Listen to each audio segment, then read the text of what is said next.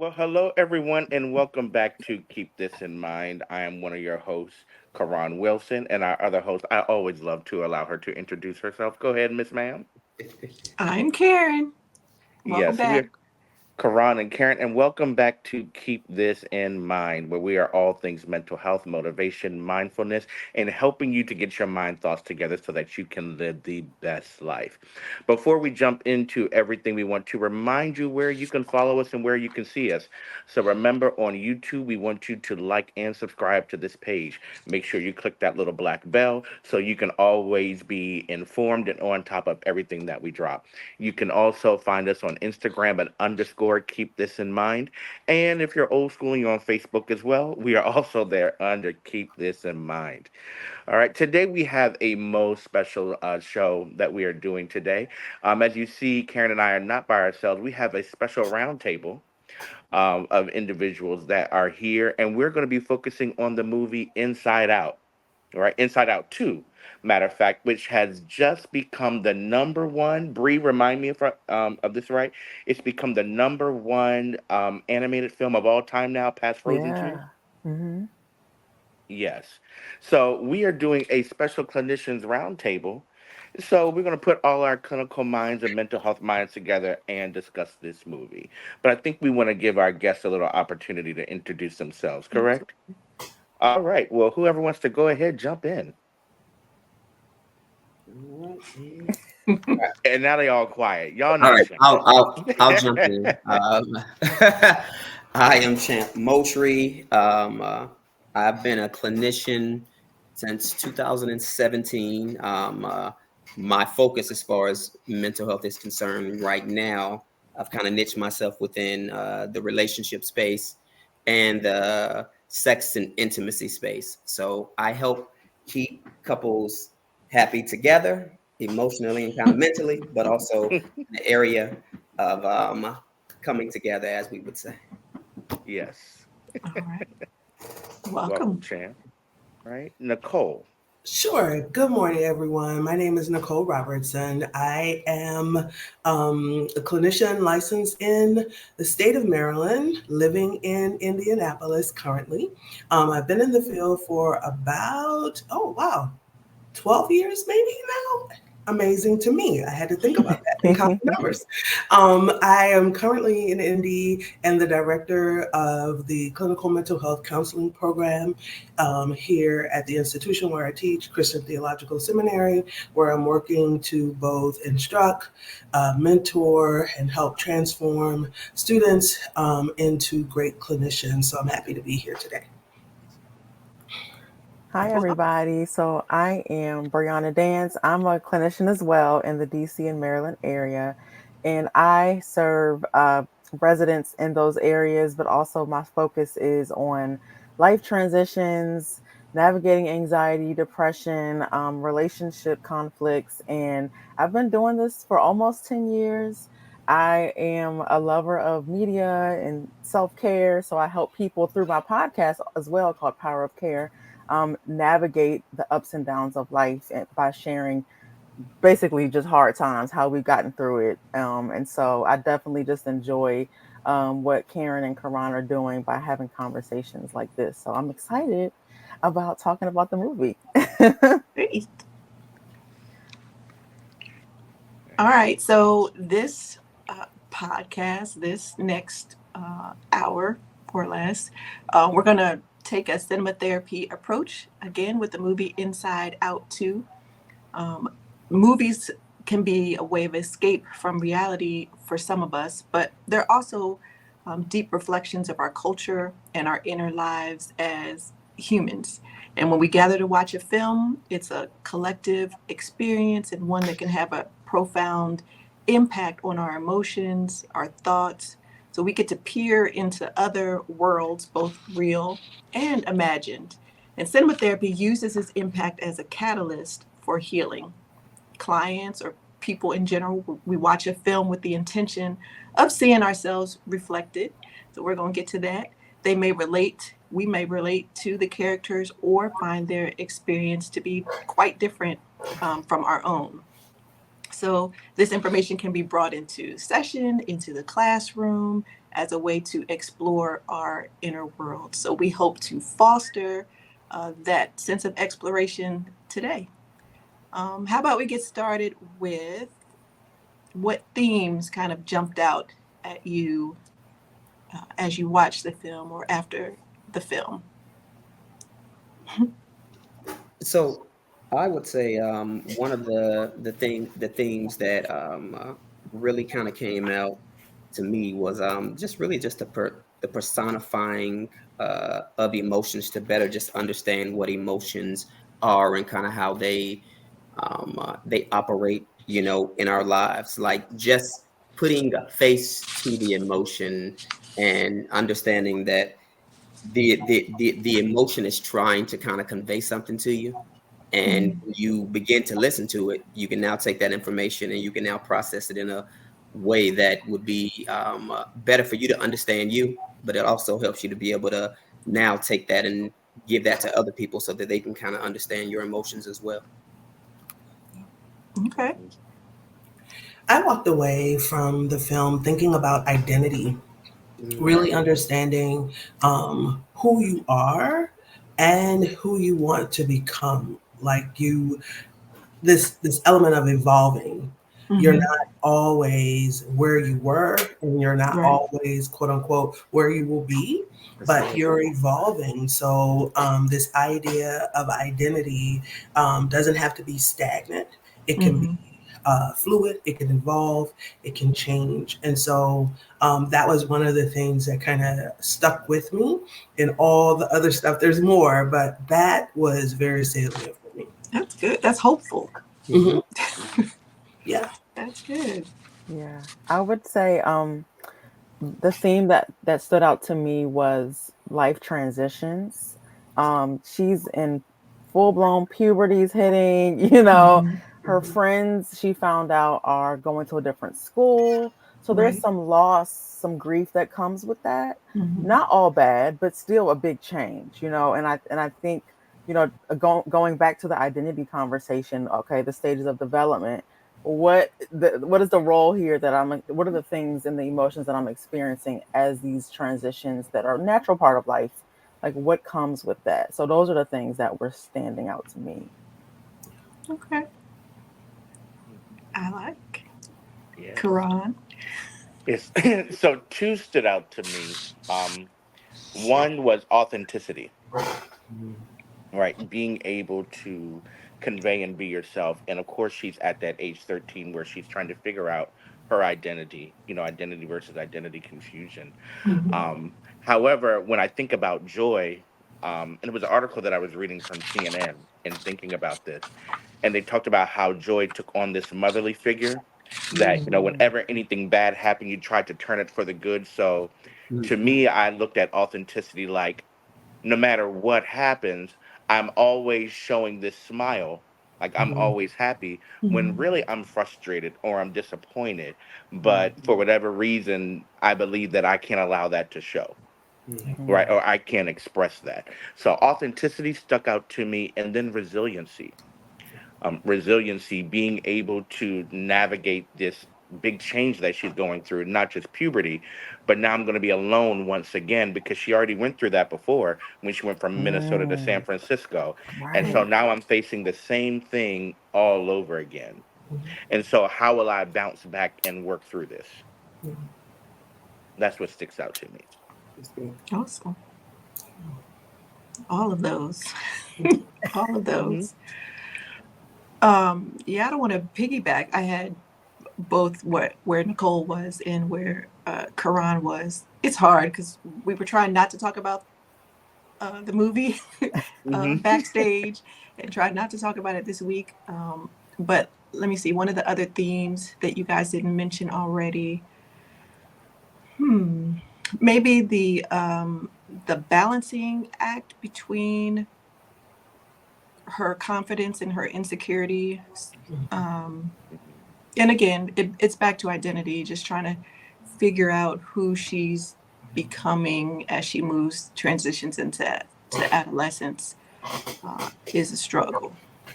Fine. So Champ kind of hit on the personification of the emotions and giving them a face and almost a personality themselves. Mhm. And while anxiety takes over, or is very prominent for Inside Out 2, why don't we spend some time with the supporting cast of emotions? And anybody want to comment on envy or embarrassment or ennui? You know, when I think about envy, and just even going back to the point of self-concept, that, you know, what envy can do is that it makes you make decisions that are sometimes against like your better judgment. Mm. And so, you know, she's developing this idea of who she is, but now she's coming to this bigger kind of social climate where she's like kind of questioning who that is, and envy just jumps in and kind of colors things in a way that makes her go against her her better judgment. So it will make her go and steal the coach's book. What are they thinking about me? It makes her try to kind of one up the young lady who she's been looking up to, because, you know, she wants to be better, because she wants to be accepted kind of in this social group, in this social context. And so envy, it just has a really, really good way of making sure that you're not being that authentic self that Chiron kind of mentioned. And and as you said that, normally I would have been like, right. But then as you were talking and I'm thinking about it, I'm like, maybe maybe envy was not as bad as she may look. Mm. When you think about someone who's 13, 14, 15 years old, getting ready to go into high school, and you are around these other people who are now maturing, and you don't see what your body or your hair, whatever may become, I think the feeling of envy can be a little normal in terms of, oh, I want to look like this, or I want to look like Good. that. I think it's how we process that to make sure that we can be ourselves can make or break you. No, that's good. Very good point. I thought a little bit about boredom. The French term now, while we're in the midst of the Paris Olympics, is escaping me now. You said it earlier, but anyway, I'm just going to Ennui. right. Oui. Oui, oui. Oui. So the sense of it's very much depiction of how we might see individuals in that adolescent stage of in their own world, Mm-hmm. bored with any and everything that anyone else is doing, right? Their attention is where they want it to be at that point in time, and kind of just blocking out everyone else until they're pulled in, until they're asked to come in, or their attention is needed. And even then, it's this sliding off the sofa kind of, oh, if I have to, right? If I have to get engaged, if I have to get involved, oh, you need me to help fix the thing on the computer, mom, or whatever. So that notion of being in your own world and nothing else kind of matters until someone calls your attention to it. I think that is possible and a concern, not a concern maybe, but an element that happens with adolescents. You want to be in your own world, right? You're trying to discover, you're working to figure out who you are. Again, going back to my comment about identity, who you want to be, looking around the world to say, does this fit? No, that doesn't fit. Let me just escape, because people really don't understand me anyway. So that's how I received boredom a little bit, engaging only when necessary. Only when necessary. That's so true, Nicole. And I love the visual because they even had the person have a device. Like they had their phone. They were on their phone. Yes. Mm-hmm. Yes. I just was like, oh my gosh, I have a niece who is, a couple of nieces who are 15, 13, 14 age. And I'm like, give me the phone. Engage with me in conversation. Give me this phone. Let's talk. And they're like, no, I'm in my world, right? You take their phone, you take their world. And so I'm always curious about what's going on in their minds and what they're doing and what conversations they're having with themselves. Mhm. in these spheres or in these areas where they are. So Right. Yeah. One of the things I would add about exploring the character or the emotion of ennui is that the movie prompted us to reflect on the importance of finding meaning and purpose in our lives. mhm. So Yes. she is the one that was, as you mentioned, Nicole. I'll do it if I have to, but Mhm. until she's motivated, until um, our young people or adolescents kind of find where their locus of control is and discover a purpose and start being more self-motivated than outwardly motivated. That's a development area for them as they enter adolescence. Mhm. Yes. Something that stuck out to me was like the power struggle between joy and anxiety. Mm-hmm, mm-hmm, Joy, she learned, from the first movie, how to work with others. It was hard for her with sadness and things like that in the first one. But I love how when they introduced the second one, she was like, okay, do your thing. Like she was just like, okay. But what was that scene when they did an overhaul of the what do you Of the call that, control Control board. the board. control, Yeah. yeah.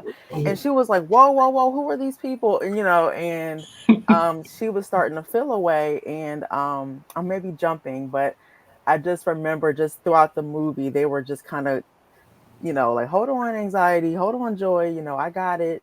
And even joy feeling like when she didn't have the answers, that was really hard for her. When Riley was going through something and they were kind of mm-hmm, stuck in some land. I Hmm. forgot what they called it.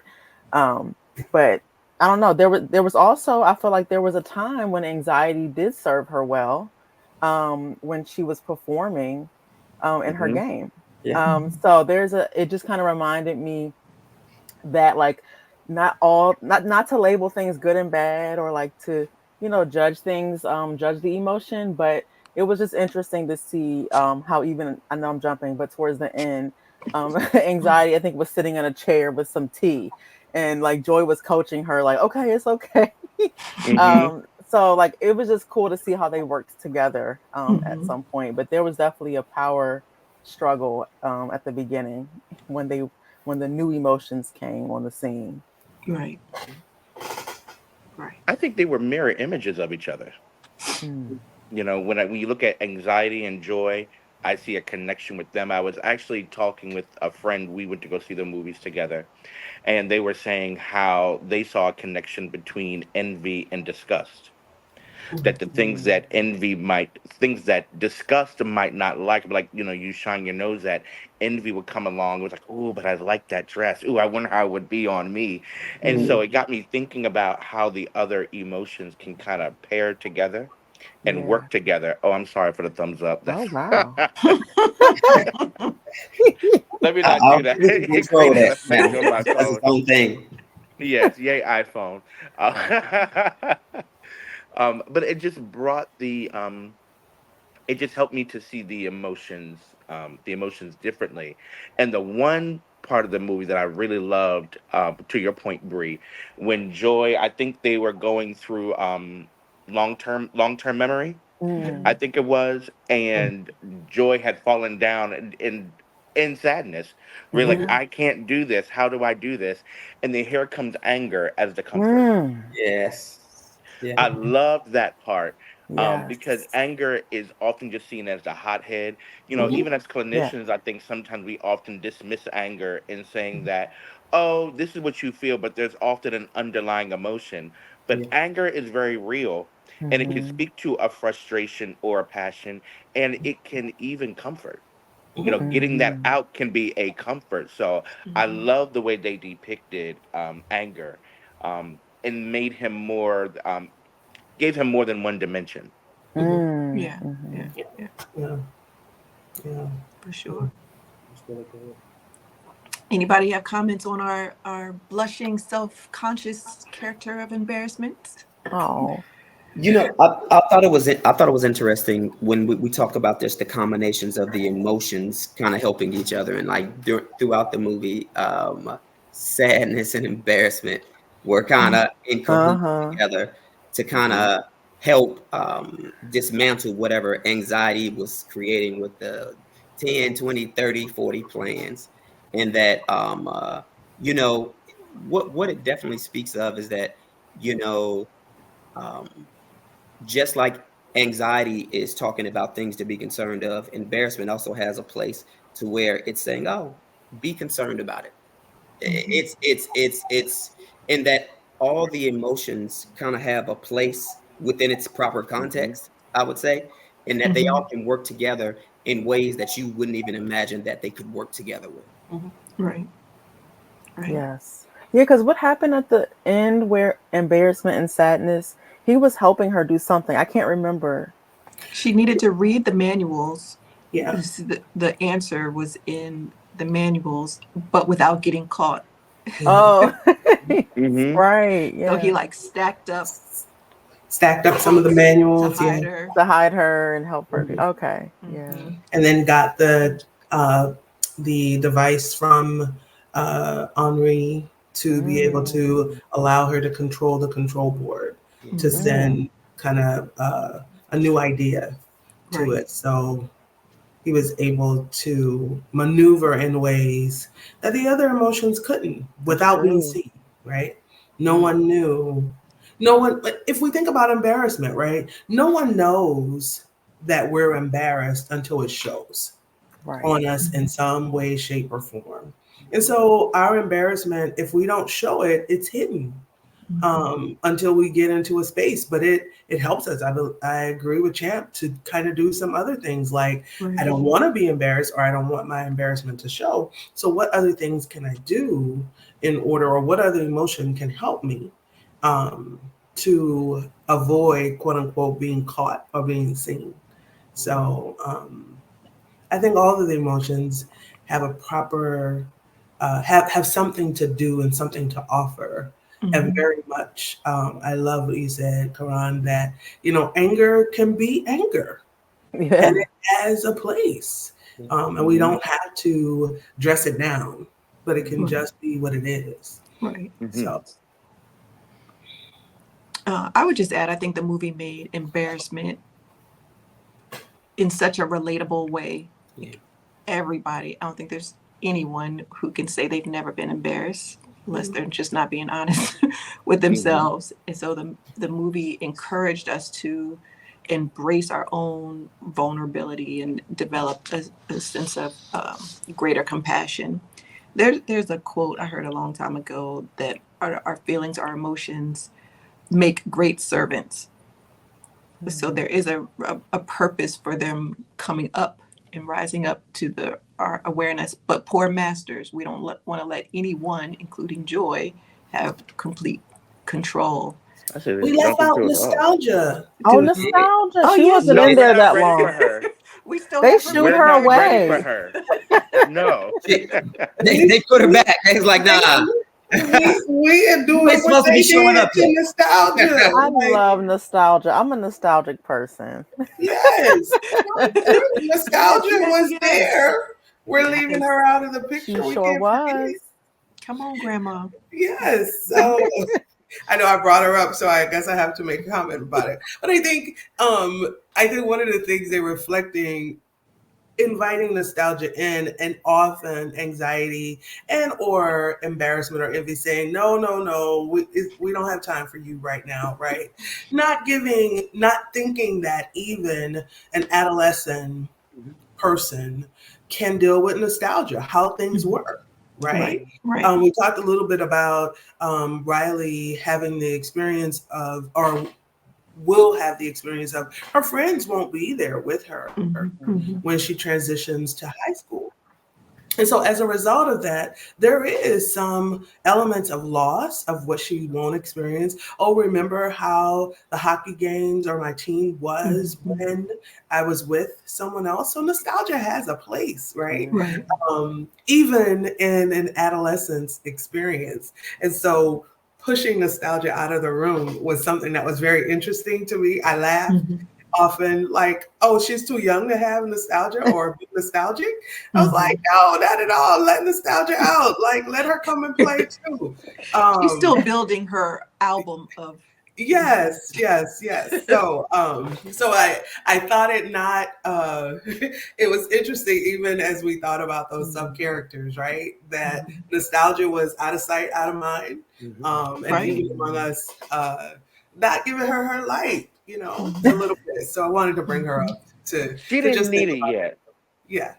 She was 13. She did not need it yet. Now, when it's time to, 8th grade graduation and to remember all that, that's when nostalgia can come in. Okay. All right. We're That's going when we can to tell let her come in. nostalgia. All right.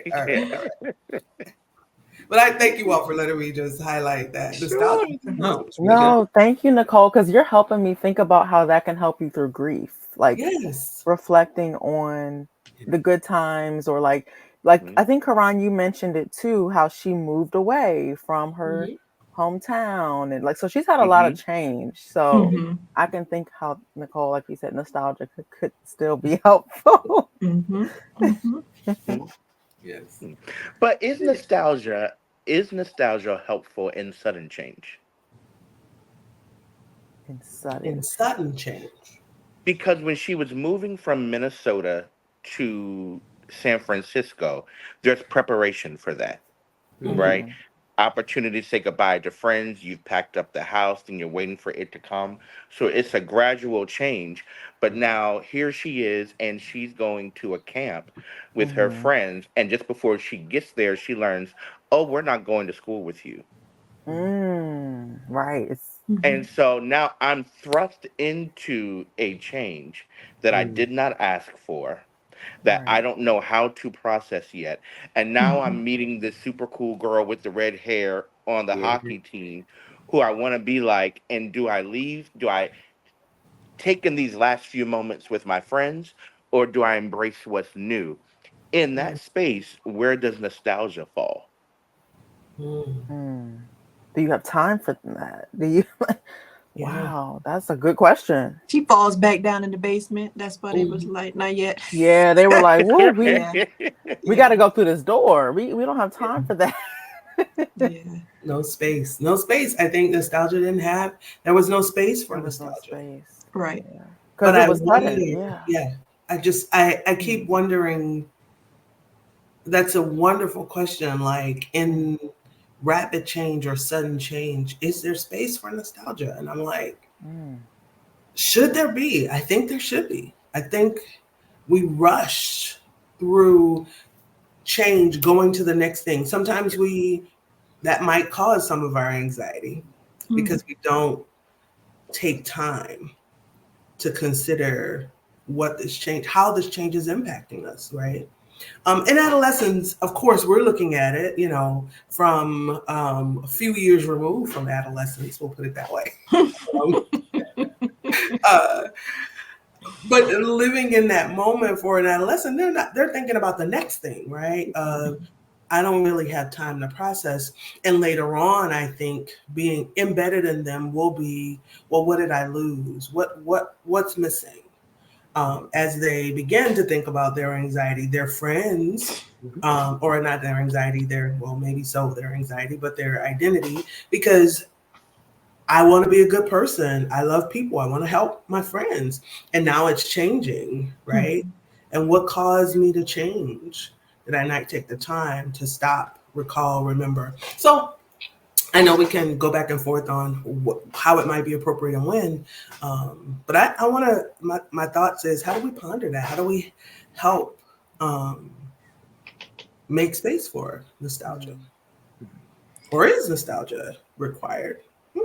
Don't know. I'm gonna take the other side of the coin and agree with how they did it in the movie. Like, not yet. Not that it has to be 30 years from now, but not yet. The other thing about adolescence is that they're right now in the moment. So I think the way I look at nostalgia is nostalgia needs some reflection time. Yeah. Like, things have to slow down Like the pace has to really slow down for me to have time to reflect back, to be nostalgic. But in the moment, and then the immediate future, it's process time. So that's why I would say it would be hard to fit in, unless you're going to purposely, consciously pause, reflect in order to be nostalgic. But is there time for that when change is sudden and you've got to figure out your next move? What do y'all think about it?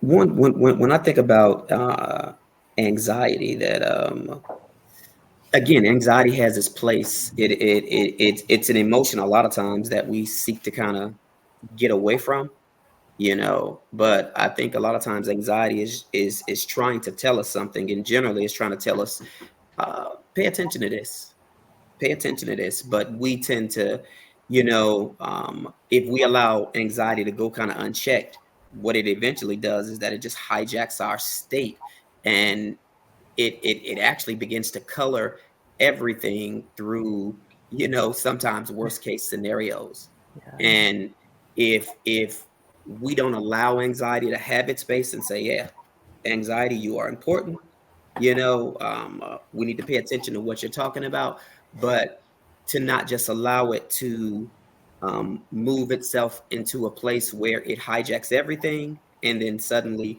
we're like trying to make a plan for every plan, and it's just like it doesn't give space to just allow life to kind of happen and occur naturally on its own. Yes. I thought about, as you were sharing that, Champ, I thought about our innate responses. So that reptile brain or lizard brain responses of how anxiety comes into play, of that fight, flight, freeze, or fawn response of, am I safe? Like anxiety comes in the room, in the movie, taking over. Like, I'm here, I'm present, I'm in control now. All of you all move out of the way, because there is some danger, or foreseen or seen as danger, that anxiety is trying to protect Riley from. And so I sensed it as, I said, I wonder what is really going on? How come anxiety is to the forefront of everything? And I saw it as that lizard brain or reptile brain response of protect because there's danger, or protect because I don't know what's about to happen. So let me come up with different plans and ways to help Riley be safe, be okay in this new environment that she's going into. Let me help her to come up with ideas of how to fit in and all the ways that she can feel safe in this environment. So I thought about that element of that fight, flight, freeze, or fawn response to a scenario or a situation, of how our brain responds. And I that's how I saw anxiety, because I was like, anxiety is coming in, strutting in, like, I'm here to the rescue. I'm here to take over. Like, all of you all can go sit down because I got this. Because Riley is about to have a fit, so let me help her. I thought about it that way. I don't know other thoughts, but other folks. Yeah. I agree with Champ and Nicole, because I remember towards the end, she was like, I just wanted to help. I just wanted to protect her. Like, she came from a good place, but she destroyed a lot. I mean, she really took over. Like, she would not. Remember the scene where she was frozen and she could not take her hand off of the control panel. And she wanted. It looked like she wanted to, but she just couldn't. And it was just, she was moving fast. She had a lot of baggage, because remember, she was like, hi, we're here. So that was like, visually, they really painted anxiety well. I mean, she had hair coming out. It was just really interesting how I wonder why they picked certain colors. Do you guys think about that? Yes. I wonder why they picked orange, or I'm sure there's some type of psychology behind that, Mm-hmm. um, but I thought even it was interesting. Was it what they call that room where the control room? It was like in the basement of her mind or something where they had different projection room maybe where they Mm-hmm. had people Oh sketching all yeah. possibilities. Yeah. Mm-hmm. Yeah. That was interesting when joy and the other emotions broke in and started changing the projections. I was like, Mhm. oh, they're doing CBT, they're doing reconstructing, they're doing all Yes. Yes. types of stuff. Yes. Yeah. That was Bring powerful. it. I Yes. loved Yeah. it. Yes. Yeah, that was good. That was Yes. so Yeah. good. Yes. I I think they love it. did a Listen, great job of making all of the emotions relatable, including anxiety. And watching it from a clinician's perspective, um, I was hopeful that it helped others who have someone in their life who struggles with an anxiety disorder better understand. The movie moved it slow. It was one thought, then it was two. Then it showed the spiraling, and yes, being paralyzed. Like now, you can't make a decision at all. Like to Riley's anxiety attack Mm-hmm. um, during the hockey game. I thought they did a great job of showing what someone who struggles with some form of anxiety experiences on a regular basis. I would agree Yeah. Mhm. wholeheartedly. anxiety came to work, and I loved it. She absolutely came to work. And like when you say, Nicole, like what was going on, the first word I started thinking, well, what was going on? Abandonment, Mm-hmm. Mhm. right? My friends are leaving me, and now I had this hockey game, and I have to do well. Like something has to go right. So here comes anxiety to come in and work, and it makes me think of clinically, eustress versus de-stress. Mm-hmm. That healthy stress that makes you move and helps you to perform. Mhm. And that's what anxiety did in the very beginning. She helped her do well into the game, but then when the thoughts weren't controlled, um I have to do right, we have to win, we have to Mhm. be better than everyone else, it Mhm. changed her sense of self. Yes. And Yes. I like that depiction of Yeah. that. And something that we don't often think about with persons who struggle with anxiety is not just, oh, I'm having panic attacks and I'm always worrying. My sense of self really may have changed to that Mm. thought that just says, I'm not good enough. Mm-hmm. And that's how I see myself. And now that guides Mm-hmm. everything, Mhm. everything that I do. So they really did paint a great picture of this is not only just what anxiety looks like, but this is how you can grow to a place of having a negative self view, Mm-hmm. Yes. Mhm. Yes. that can help breed further anxiety in your life and how to Mhm. change it. Right. Yes. Mhm. Right. Very much using a CBT lens approach to that to Mhm. think about how I think is how I feel, and then how I act. So Yep. my Hmm. cognition, my behavior, and my emotion, or my cognition, my emotions, my behavior. Either way, that triangle is there. Yes. Yeah. Yeah. Seeing how that might manifest. So I like that. Yeah. Mhm. Mhm. Yeah. Hmm. I think it's even interesting with the fact that you know, previously joy was like her like emotional home. Like that's the space Mhm. that she lived in a lot. And then anxiety kind of came in, and as that self-concept changed, then anxiety became like the emotional center, and everything began to be screened through that. So her worldview completely changed about who Right. she was based off what emotion she allowed to just stay there and just reside there, I would say. Mhm. Mhm. Right. Hmm. I You agree. know, Exactly. Go ahead. one of the things when you said that, I think one of the things that we haven't talked about yet is how they handled memory, Mm, yes. Mm, right? yeah. Like Mhm. joy and anxiety both did the same thing in terms Yep. of, Mm-hmm. okay, well, these memories and these thoughts we're going to throw back into Get rid of them. subconscious, Yeah. Yeah. get right, get rid of them, to as to say that they're not important. All of Yeah. Right. these thoughts that we have, or these memories, and the importance of labeling them well and not suppressing things. Mm-hmm. Dr. Johnny Parker, I love something that he says, what you don't talk out your out, Mm, right? So those things that you don't or won't work through, that you throw into your subconscious, eventually they're going to come out in some mhm, way, Mhm. right? And I think one of the ways they can come out is what we see is through anxiety. There's just this huge flood that came, and it was like my sense of self isn't really one dimensional. It's not all joy and it's not all Mhm. anxiety. There are many different facets to me, Yeah. but I won't know that if I keep suppressing everything I think and feel Right. and Mhm. pushing all those memories to the back as if they're not vital or important to who I mhm. am or my life experiences. Yes. Mhm. Mhm. Very true. Very true. It's And there something. was Go oh ahead. Go oh ahead. and it reminds me, Corona, of that scene where they let the what was that thing called where it looked like a little butterfly thing. Was it her sense of self or her Her sense of self. personality? Yeah, her sense Yeah. of self. Mm-hmm. Mhm. Where it was colorful at the end. Because at first, remember when one of them was trying to control that, Yep. it was one color. But then when they were like, "I'm good. I'm a bad friend. I'm this. I'm that," and then it just let all of it A blend. develop Mhm, a part of mhm. her. Yeah. Mm-hmm. Yeah. Even as her sense of self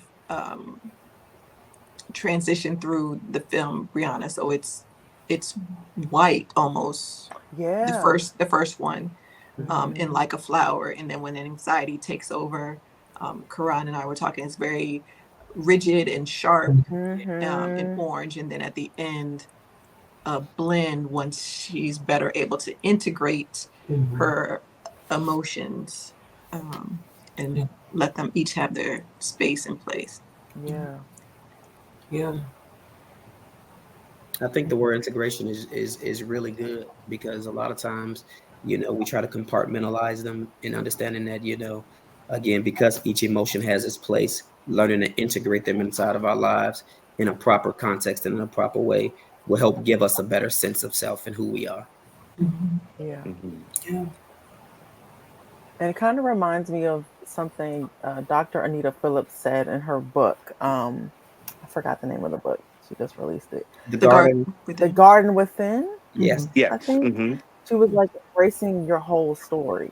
It just kind of reminds me of embracing our whole self, all Yeah. the parts of it, not just getting rid of the trauma part matters too. That's a part of, you Yep. know, Mm-hmm. of our story. So just embracing every aspect and not living in shame, any parts of who we are. Mm-hmm. What do you guys think about the statement that emotions, are our servants, or emotions are caregivers? Mhm.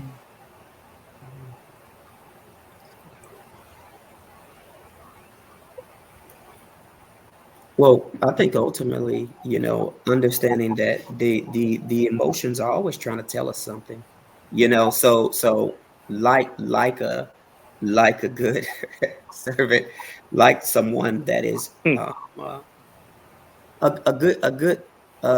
good servant, a good worker for an employer. They let them know things that they need to pay attention to, I would say.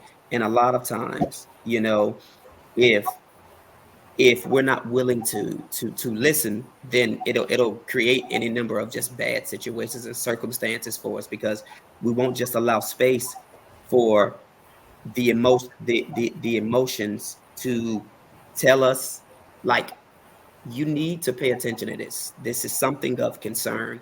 Don't just push it to the side.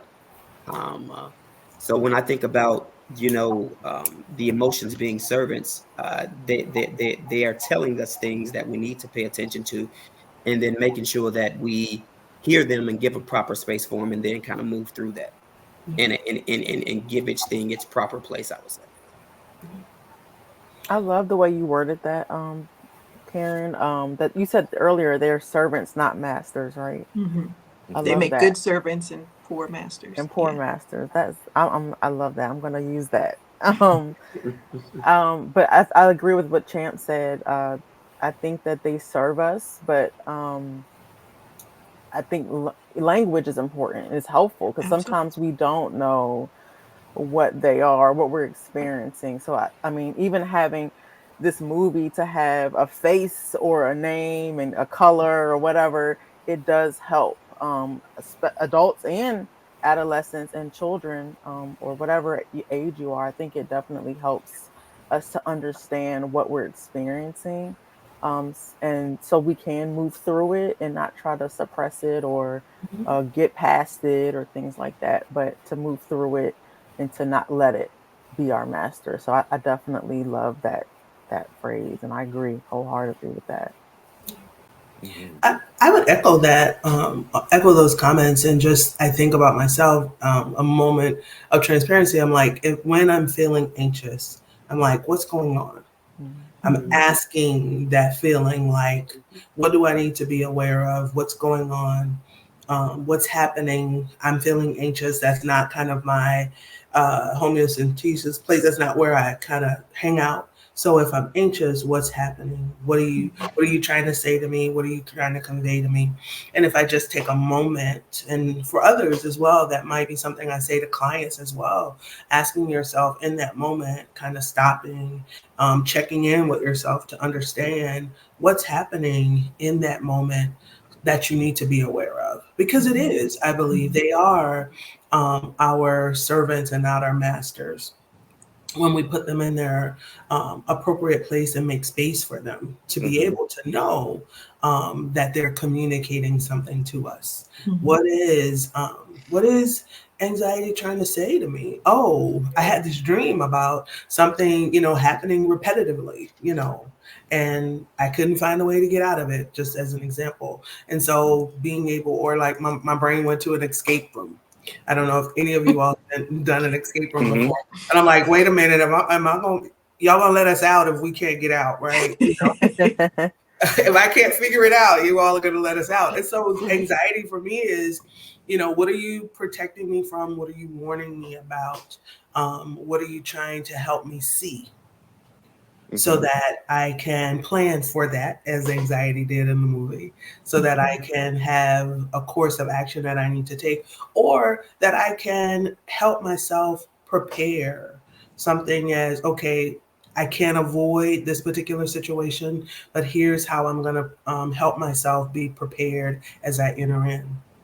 What type of meditation do I want to do? Do I want to listen to my music and light my candle? Do I want to go outside and walk in the grass? Whatever that is, to help me Mhm. ground myself for what I'm about to encounter. So I think it's very important that we listen Right. to what those emotions, particularly if anxiety is it, what it's saying to us. It doesn't have to take over. I think it takes over when we don't listen. Mhm. um, in some way, shape, or form. That's good. Mhm. Great. I think if we can teach that to adolescents, these Gen Z, youngest Gen Zers and Gen Alphas, teach them to, um, when that emotion presents itself, hi, how are you? Mm-hmm. How are you Mhm. here to help me? Yeah. And then they won't become adults who fear or repress or suppress or Mhm. deny an emotion's presence, who has come to illuminate something for them. Mhm. They'll grow to have a different emotional awareness and Mhm. appreciation for the role those emotions play in their lives. Mhm. I like that because it to me that is emotional validity. Mhm. Being able to validate everything that I feel. Mhm. Not to say that I like the way Albert Ellis, he says it. I think I read that right, where your feelings are right, but it's your thoughts that can be off. Mm. Okay. Mhm. Right. And so therefore I can let my feelings just be. I'm feeling anxious, I'm feeling sad, I'm feeling bored, but I let those feelings, giving those feelings space to illuminate something else in my life. Yes. Mhm, mhm, Something else that may be going on that I need to address. And it makes me think not to take it that way. It just makes me think about in some spiritual spaces where emotions are dismissed. Mhm. Oh no, we don't do anything with emotions. You make decisions with your head and not your Mhm. heart. We don't care about those feelings over there. Mm-hmm. But those feelings and those emotions matter, and Yes. they need space. Mhm. They need space because I would even say without those, it it impacts in a negative way how you even see God and understand Him. That's good. That's Mhm. good. That's all I'm gonna say about that there.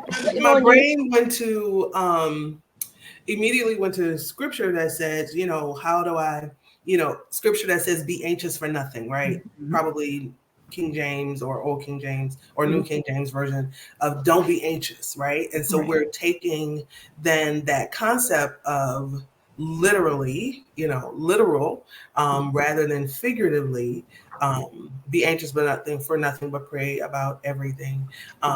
And or that place where could we look at where it talks about God giving us peace that passes all understanding. And so I thought about how, we take that scripture that says, be anxious for nothing, but then my body is saying, I'm anxious. Mhm. The two don't match. Like, how are you telling me be anxious for nothing? But then at the same time, my body is saying that it's anxious. And And you in a whole so panic attack. yes, like falling out in church, like I can't be around people, in that regard. And you're like, okay, what is wrong with her? No, y'all just too close. Like It's y'all too many touching, of y'all. y'all touching, Right.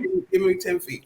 Right. And so I think we have to even help to educate even our faith communities around how people experience emotions and that emotions aren't bad. And while there are some parts of scripture that we understand, really understand the context of what's being said. So we take it out of context and then we apply it as law, right?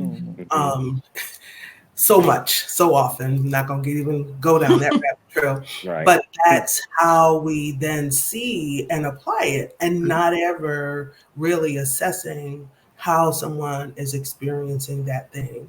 Right. And reminding them that while you might be experiencing this, at the same time, you can have peace. As what was remarkable for me was in the movie, Joy experienced sadness. Yes.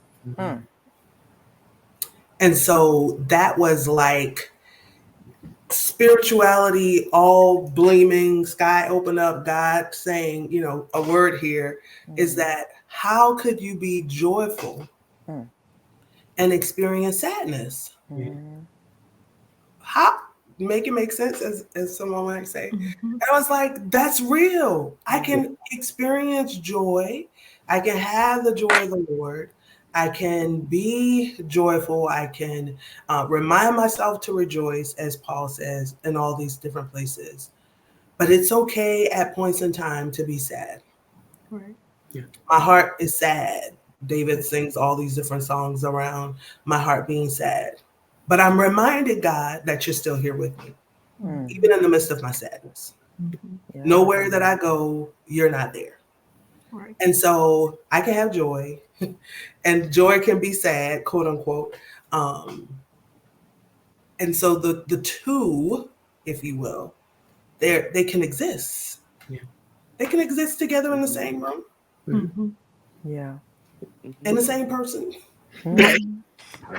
And I don't have to be looked at all cross-eyed and whatever, because I'm experiencing that at the same time. Yeah. Right.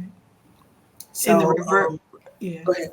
In the reverse order, the scripture, "Weeping may endure for a night, but joy." Yeah. There is a slight overlap where it's changing from that sadness to joy is coming. Like gear up.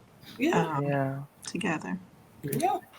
Yeah. I just did a podcast episode with another clinician, and we talked about the dualities of Really good. grief, grieving while elevating, right? Yeah. Like everything we're all talking about.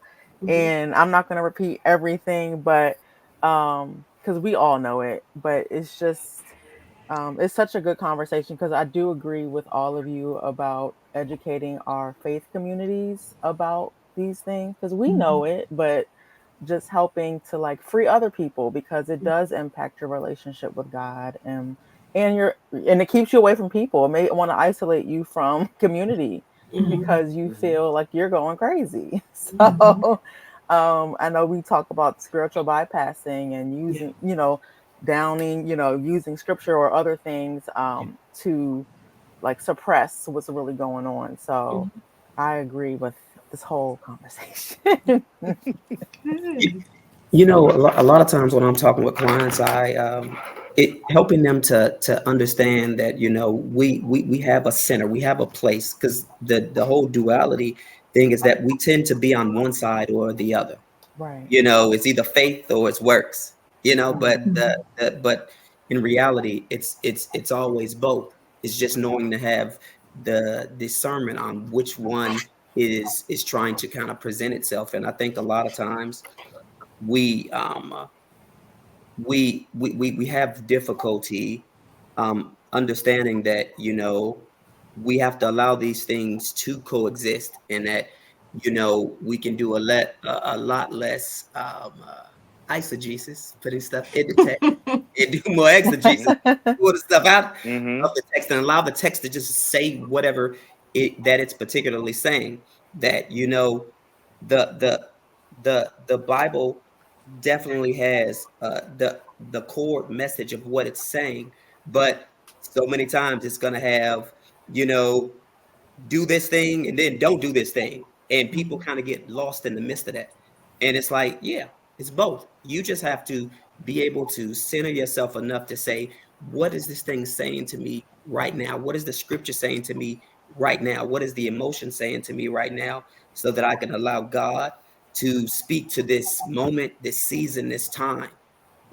Vice, push it off to the side or push it to the place that I want it to be. Just allow it to be whatever it is. Mhm. Mm-hmm. Mhm. That's why I love the idea of pastoral counseling, Mhm. of being able to bring the two worlds of spirituality and counseling together, and creating that space where persons can sit in the anxiety and the discomfort of trying to manage their emotions and their thoughts related to those, as well as come to terms with their faith. Mhm. What does their faith mean? What is their faith saying? And then how do we bring the two worlds together and live out my life? Validating my faith as well as validating my emotions. Mhm. Mhm. So I can have my joy, I can have my boredom. Um, you know, I can have it all, and I can have a faith that tells me that everything is It's gonna possible be okay. Mhm. and Yeah. it's going to be Mhm. okay. Yeah. That's good. Mhm. Recognizing that we have Creator God who created us all of us. Like, and I won't say the piece that I was going to say about, how can you, well, I'll just go ahead and say it. How can you just think, well, God doesn't exist in my own faith of understanding? And I'm like, because look at me, I'm created in this way, all of these parts and pieces going together, Right. Mm. they exist together, it functions together. And so how can I not then try to blend in, and if you will, and balance my spirituality with my body? I'm a spirit. I live in the body. I have a soul and mind and emotions, and say, okay, God, help me to understand all of this, because I'm just like, you created all of this. And so there's a Mhm. place for all of this to exist together. And I believe you can help me process this through my therapist if necessary. I almost wore today my God plus therapy t shirt to say, yes, Yeah. the two can Yes. dwell together. Uh, Mhm. and we should um, work to be able to manage all of that because God created it all. How come God wouldn't Mhm. understand? Right? Mhm. And help us through that process. So, Well, absolutely, you guys. So thank you guys so much. As usual. Well, this is the first time, but you guys are gonna be back. So as usual, thank you guys for coming in. If you guys will look down in the description, we have all the tags and places where you guys can find Nicole, Champ, and Brianna, as well as how to follow again Karen and I on this page. So thank you guys. We hope this has been great for you. We hope that you have a lot of tools to be able to manage your own emotions. And as always, don't forget anything that we have shared with you, but instead, keep this in mind.